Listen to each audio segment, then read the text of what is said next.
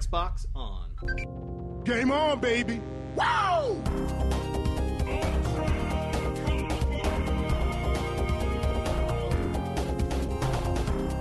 Don't make a girl a promise you can't keep. Let's do this. Hey everyone, Ross here. Now, I'm actually alone right now, and I'm not quite sure where everyone is. Although it's quite weird, Clay said he was busy, but I can see him on his Xbox playing Siege. And I'm not quite sure where Rhys... Oh, Rhys. What? Are we doing this episode? Ross? No! Okay. No, I'm busy. Yeah. Really busy. Just listen to the interview instead. Well, looks like we're not going to have a regular episode this week. We're just going to have this week's interview. Xbox Snap this week's interview. Alright everybody, hi and welcome to this week's interview. We have with us today Steve Stewart, the co-founder of DreamLoop Games, an Xbox, PS4 and PC indie developer from America who lives nearby me in Helsinki, Finland. And he is here to talk to us today about that kind of cool stuff and also their upcoming game releasing on Xbox One very soon, Stardust Galaxy Warriors, which is a 4-player local co-op, side-scrolling, bullet hell, shoot-'em-up, old-school thing. Steve, please save me here. Say hi to everybody. Hey, how's it going, guys? So SGW is coming to Xbox One. Yeah, we've been calling it Stellar Climax internally for a long time. So or SGW, whichever way we feel at any given moment. And you got to have abbreviations because that's quite a mouthful of a title. Yeah. So Steve, tell us about yourself, about your company, and what you do, and all that sort of stuff. Yeah, so about me, I'm a Navy veteran. I moved to Finland for love, which I think is basically the only reason any American goes there typically, or Nokia. Not anymore. Yeah, not anymore, unfortunately. Feel bad. Yeah, that's a pretty deep burn still. For DreamLoop, I do a lot of stuff. You know, I co-founded the company with Joni and Hannes back in the day, and then we added some more founders a little bit later on. And you know, right now it feels like all I'm doing is just coordinating everything that's required for this release. So I guess I'm kind of acting as a release manager now. Normally, you know, I do, because we've got some other projects and stuff like that, I do some writing and I handle any of the business development stuff that needs to go on, you know, like making sure that we're in compliance with all of our agreements with, you know, for instance, Xbox and stuff like that. And so release management has gotten tossed in there, and also anything external. You know, anytime people have a complaint, which hopefully isn't very often, but you know, I address that stuff, and cool. Also a little bit of light design stuff. Still trying to get my way in there as well. You got your fingers in every pie. Yeah, you know, it kind of feels like that sometimes, and some of them are varying temperatures, so I find myself getting burnt. How big is the studio over there? How many guys do you guys? Or how big is the team, I should say? Yeah, right now we're 9 people, and great. yeah, so we started. It was just the 3 of us at first, me, Joni, and Hannes, and then we added a couple of the other guys who used to be part of a team called Vasada, and basically we found out that apart we were doing a lot of stuff well, but we had these kind of holes that the other team could fill. And so we came together and we joined 2 smaller studios to make a bigger one in DreamLoop. That's excellent. Nice. So can you tell us a little bit about SGW? So for the listeners here, to get them excited about it. Give them a better description than I did, please. So I guess the easiest way to describe Stardust Galaxy Warriors is to say that you fly right and you shoot things. It's basically an arcadey shoot 'em up with some pretty dang awesome music and some giant mechs. So you get inside some giant mechs, you and 3 friends, and you fly right and shoot everything. Everything. Awesome. Everything. There's not a dang thing you shouldn't shoot. I love it. So okay, tell us like the Shump has been around for a long time, especially the Japanese one, and yours has obviously taken a lot of cues from the old school Japanese shooters. What unique mechanics have you guys got in SGW? That I have so much trouble not saying SJW. It's like the internet has done something to my Yeah. brain. Well, I work with predominantly Finnish people, so everybody calls it SGV. And I'm like, why do you do that? That's Oh, a yeah. W. It's a damn W. But It's a V. It's a double V. Okay. yeah, Love it. SJV or SGV. Perkele. So yeah, what is unique about your game? What makes it awesome, except of course for shooting all the things? Well, it's got immediately accessible fun, so you don't have to grind or anything like that. Right from the get-go, you get to experiment with all the weapons you want to and stuff like that. We didn't want people to have to wait around, to see like, oh, hey, what does this weapon do? Or right from the get-go, you could jump in there and play with whatever weapon you want. It's also got some RPG elements, so as you progress, and that's not really all that common in shoot 'em up games. So as you progress, you can add different defensive upgrades and offensive upgrades and special attack upgrades and stuff like that to your mech. And so that adds a pretty nice element that you don't see all that often. And then I guess finally, it would probably be like difficulty control. We have so many different options that you can change to kind of customize the game exactly how you want it. So if it's too easy, you can you can ramp everything up to 1,000, so to speak, and make it really hard on yourself or your friends. Or you can make it super easy if you just want to enjoy the soundtrack and the levels and stuff like that. So yeah, difficulty control as well as light RPG elements, and yeah, I guess that's Well, I mean, about it. that difficulty control thing is actually kind of cool. I zeroed in on that straight away because Shumps have this awful reputation of being hard as balls, and if you don't, a lot of people just get really easily frustrated by that sort of stuff. So it's Right. nice that there's an option to listen to some cheesy Japanese style music and shoot stuff without getting too angry. Yeah, for sure. A lot of people. So who's likely to play an arcade shoot 'em up? You have a wide variety of people, but on two opposite ends of the spectrum, you obviously have kids, and on the far right end of the spectrum, you have people who used to play arcade games in legit arcades. So they might be daunted by playing games nowadays that have too high of a difficulty setting if they're more casual. And we kind of want everybody to be able to take something out of it and have some fun. Also, I just want to say that as you get more and more drunk, it's potentially a more difficult game to play. So you can scale that down just in case, that's something that you're interested in doing. It is a pretty fun party game. Oh yeah, well, Nice. 4-player local, and actually that sort of segues me into the next question I got listed here for you, and that is that local multiplayer gaming is experiencing like a huge decline in popularity at the moment, which kills me inside because I love local multiplayer more than anything. And like how do you guys feel about that? How important is local multiplayer, guys, to you? And is playing this game in 4-player local like the way to play it, would you say? Yeah, actually, I prefer maybe 3 players. That's just because I don't like it when Vile comes around. But yeah, I guess 4-player is the absolute way to experience it. It does get a little bit more challenging, specifically if you have on like friendly fire and stuff like that. But in my opinion, yeah, that's probably the way to go.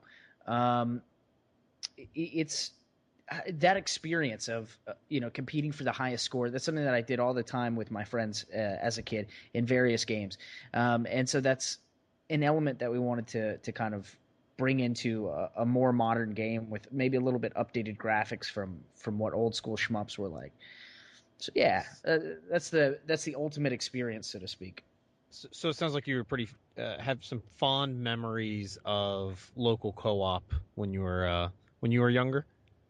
Well, co-op, Sure, but I think just local head to head was also like Right. a huge element that I enjoyed. Like for instance, back in the day playing, oh man, all sorts of stuff, but Super Smash Brothers comes to mind.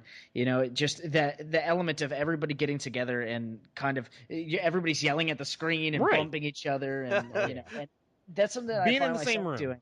Yeah, exactly. Being in the same room and yelling at the TV screen, and when you have friendly fire on in Stardust Galaxy Warriors, and you got power ups everywhere, and you're Oh, competing for nice. power ups, it kind of gets a little heated, specifically at our office.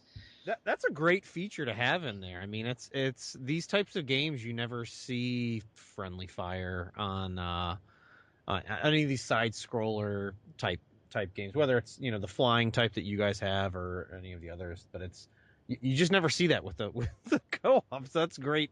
That's a great lot of them- feature.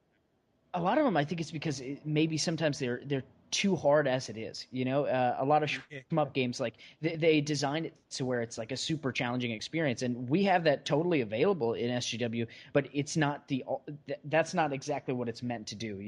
It's meant to be fun for you and 3 of your friends right from the get go. That's awesome. Yeah. So Yeah, well, you don't gotta punish people in order for them to have fun, with a shoot 'em up. I think that's a good portion of the point. unless they like that. Hey, in which case, do it. Yeah, you can. I mean, That's why Dark Souls is the thing. But yeah, for so sure. anime was clearly an influence on your game, right? So tell us where did you draw this influence from? Any particular anime? Some of your favorites? What? So Gundam, obviously, Obviously. had a little bit of an influence there, and also I think that maybe this wouldn't be something people think because it does kind of have an anime vibe, but there's also a little bit of a Power Rangers vibe going on with every single one of the mechs. Though it's not an anime, every single one of the mechs has their own primary color assigned and stuff like that. And it also has kind of this tongue-in-cheek story that maybe pokes fun a little bit at modern anime. I don't know. I suppose beyond Gundam, I can't think of too much, though. I know Vile, who did a lot of the writing for the project. He for sure took inspiration from a few places, but I'm not entirely sure from where. Yeah. So you would before we started up, you or Rhys had mentioned that you guys have already launched this on Steam. I wanted to get your reaction on what it's like porting that over, or bringing it over to the Xbox, and have there been any interesting challenges you guys have had to work through as it's your first port? Yeah, well, we kind of released this on Steam. We released Stardust Galaxy Warriors, but not Stardust Galaxy Warriors Stellar Climax. Stellar Climax is kind of going to be the definitive edition, if you will. Okay. It's going to be our kind of the way the game maybe should have been.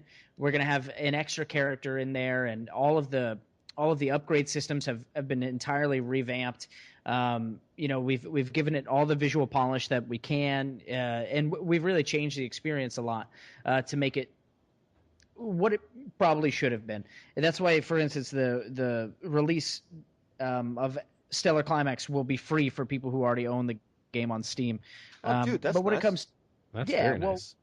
we didn't want to charge people again to kind of maybe get not that there was a lot wrong with it, because we did have good reviews. I think we're at like 94% positive or something like that.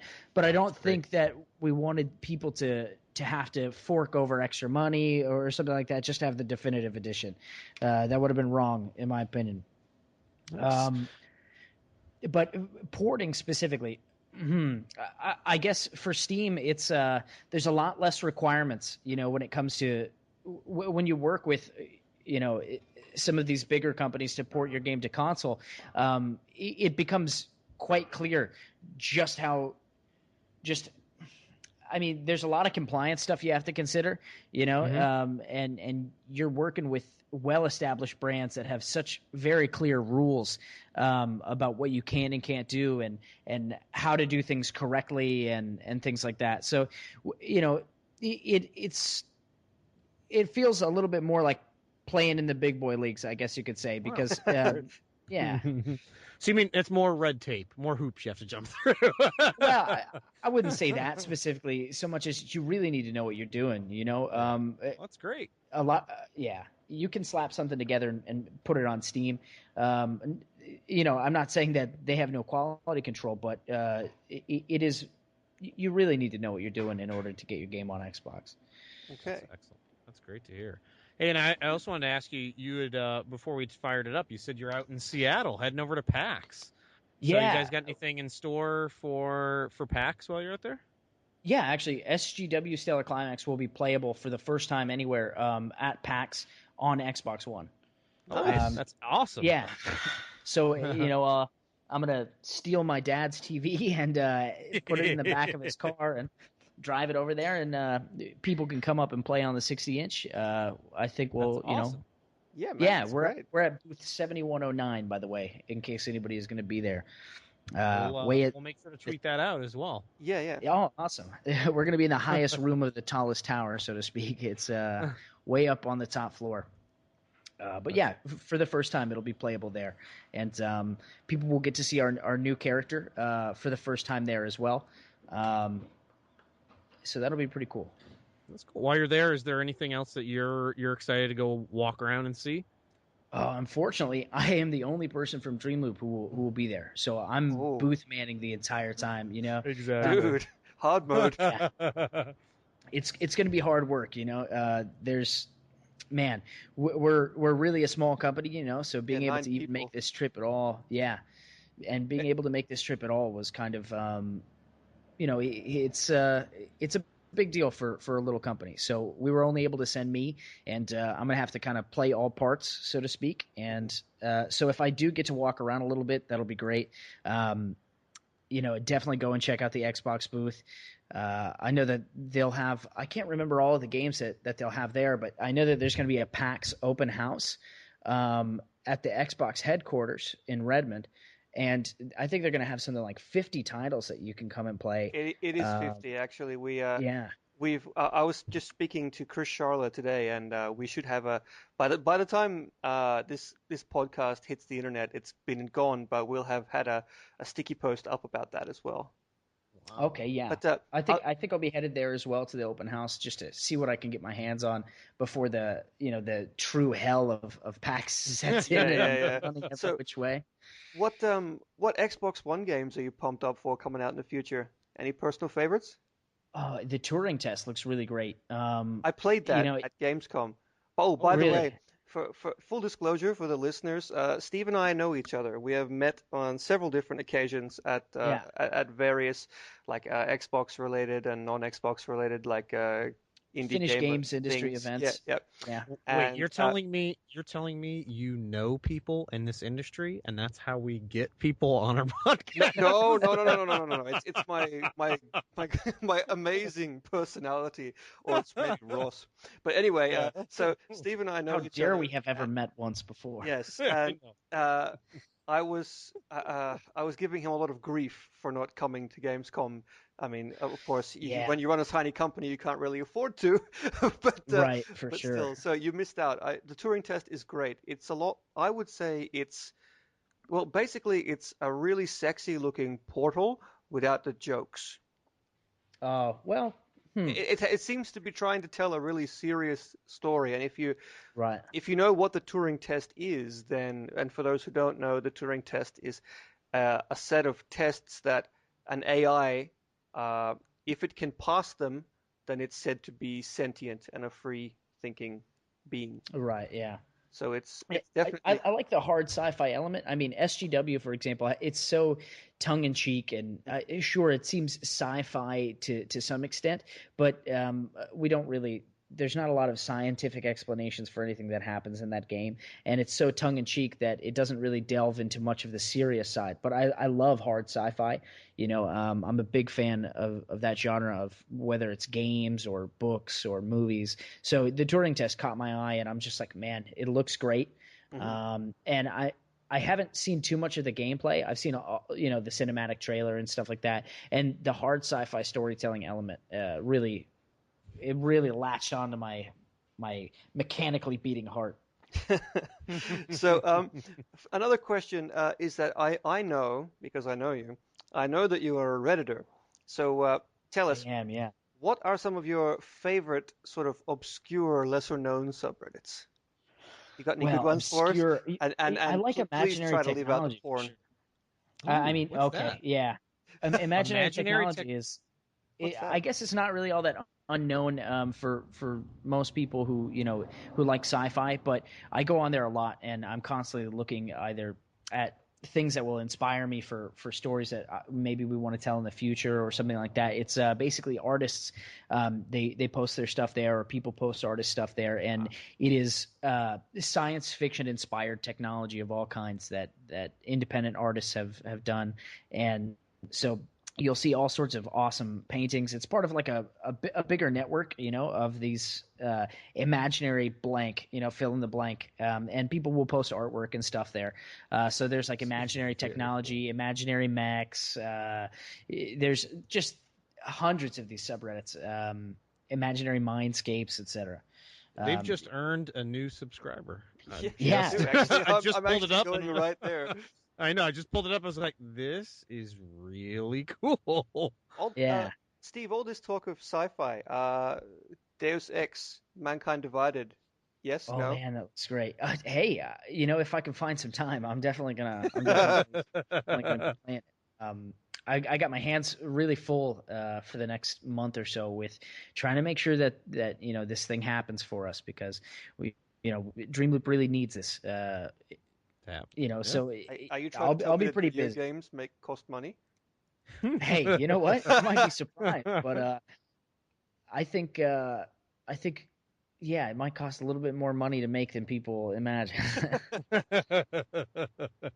By the way, our price point will stay the same on Xbox One and PlayStation 4 at $9.99 for everybody. That's cheap. Oh wow, that's an awesome. Yeah. That's an amazing price point. That is the all right. I'm gonna buy it regardless price point on my end. I'm gonna jump right in there. So That's what we're hoping for, That's awesome. Immediately accessible fun, and that includes the price aspect of it. We don't really want to deter anybody from buying it because they think, oh, it's too expensive or something like that. So we're just like, hey, we're going to do the same thing we've been doing. Nowadays it feels like this is the Xbox equivalent of putting your quarter in an arcade machine, the $9.99 price point. It's honestly it's a great looking game. I mean, I've watched a few YouTube videos so far before we jumped on with you, and it's and I don't want to downplay the soundtrack that you guys have is awesome. Yeah. I was blasting it just before the interview while I was writing these questions. Actually, it was great. Yeah, our buddy Matthias, he made that for us, and it's been really incredible. I listen to it all the time, and actually sometimes it will play in my dreams because if I'm doing like testing or anything like that, I always hear this dee dee dee dee dee dee dee dee, and like it will play in my dreams sometimes, and that's not a bad thing for me. And Rhys just told me that it's available over on SoundCloud that you can listen to. So I'm gonna you can check it out. Plug that up and be listening to it today. Yeah, we'll also probably smack those videos on YouTube or something like that. Obviously, like monetization free, of course, but just so it's in multiple places so people can find Matthias's music, because he did an incredible job, and he brought, I don't know, without that element, SGW wouldn't be what it is for sure. That's awesome. So do you guys have any plans for what's next after you release these on Xbox and PS4? Yeah, we've got another project in the works. That one is still pretty far away. It's a bit more of an ambitious project. It's called Challengers of Kalia, and it's turn-based tactics, kind of like I guess you could say a fantasy gladiator management game with turn-based combat. So you have to pick a bunch of warriors, and then you have to purchase their contracts and stuff through this big contract system. Then you outfit them for battle and you train them, and then you'll fight AI in kind of an RPG like setting with turn-based combat. So that's what we're working on So for like the next little Football while. Manager meets Final Fantasy Tactics. Yeah, I guess you could say that. Or for instance, Gladius meets Football Manager, but with more with more high fantasy type of setting. Yeah. Okay, nice. So Yeah. we've just about reached the end of the interview here, Steve. But there's one question. I'm gonna warn you, okay? Because we talked about having a sort of a fun and not really serious vibe on this podcast. But this is when Right. it's serious, okay? This is Okay. cutting edge, forefront of hard hitting journalism. Kotaku got nothing on this. Okay, you ready for this question? Yeah, I think so. They do journalism over there. Ooh, let me shake it out. I pray Deep tell. breaths. All right, so I'm nervous. which classic video game character could you knock out with one punch? I don't know if you know this about me, my man, but you see this shirt I got on right here? This is my MMA Viking shirt. So, not only back in the day, I used to do boxing, Muay Thai, jiu-jitsu for a number of years. I'm also I write for MMA Viking. Okay. And for instance, on the MMA subreddit, I'm an approved submitter because of my technical analysis. So, when it comes to fighting, I think I'll knock them all out. All at once. All at once. Just a giant falcon punch to the dome. But, okay, let's be a little more realistic. For sure, Glass Joe. Yeah. For sure, Glass Joe. And that maybe has the virtual potential Mike for- Tyson. Wow, virtual Mike Tyson. That's virtual Mike Tyson. Watch out for your Not virtual real Mike ears. Tyson. Yeah, hey, whoa, let's not get too serious here. But for sure, virtual Mike Tyson. You know what, Rhys? We may have to start up something next. Is we'll have to compete all of our guests against each other, and who could knock out who. Oh, God, these I guys don't know are if he's going to in go trouble. I against don't know. Steve, actually, after that little... I know. This is now very intimidating. Hey, here's the thing. Fighting was a necessary skill when you grew up playing video games with my brother. Uh-huh. He's just if I wanted that controller, I knew that I had to fight this giant for it. And so I kind of learned how to do that pretty quick.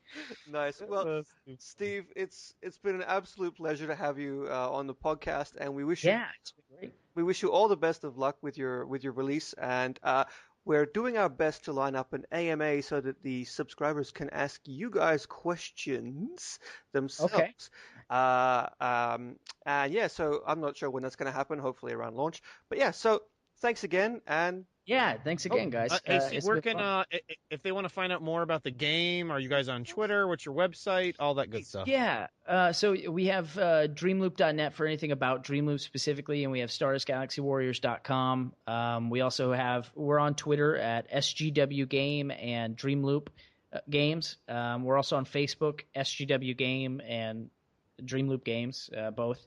So, and we're also super open on there. So if anybody ever just wants to send us a message of encouragement or a great giant go yourself, like we're typically, available to listen to that all the time. what about you, Steve? You personally, what's your Twitter? If anyone wants to that darn Steve, and yeah. Okay, great. I'm there, but that's entirely my personal Twitter. So all of the dumb bullshit that I say, that I take responsibility for that, not DreamLoop. Okay, great to know. Yeah. So yeah, thanks again, Steve, and Yeah, take it easy, it was man. great, guys. Yeah, if anybody is at PAX, come by our booth 7109. Come say hi, play the game, and it'll be out September 9th. $9.99 on Xbox One. Brilliant. Awesome.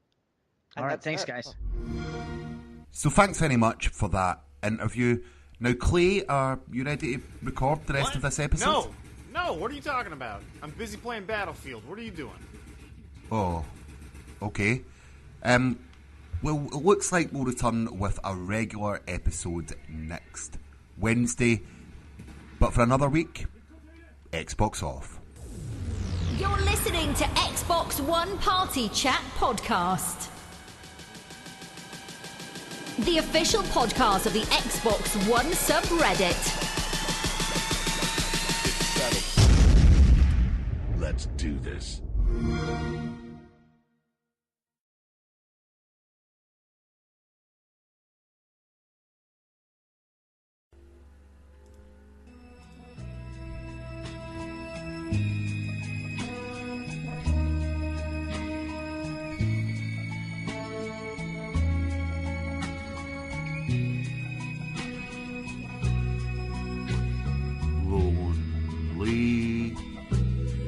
I'm Mr. Lonely. I have nobody to play Battlefield 1. I'm so lonely. I'm Mr. Lonely. Won't anybody play me Xbox One?